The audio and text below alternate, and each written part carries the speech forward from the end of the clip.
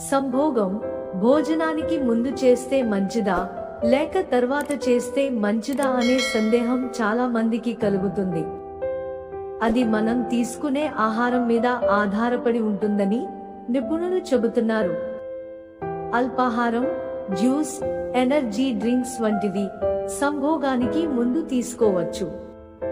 కడుపు నిండుగా తిన్న తర్వాత మాత్రం వెంటనే సంభోగంలో పాల్గొనకూడదు.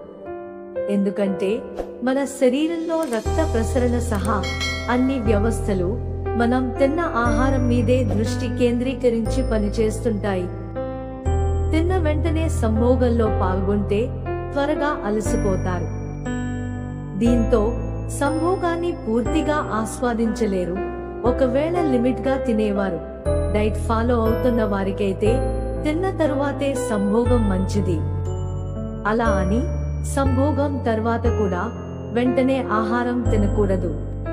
కొంచెం గ్యాప్ ఇచ్చి శరీరంలోని అన్ని వ్యవస్థలు రిలాక్స్ స్టేజికి వచ్చాక తినాలి.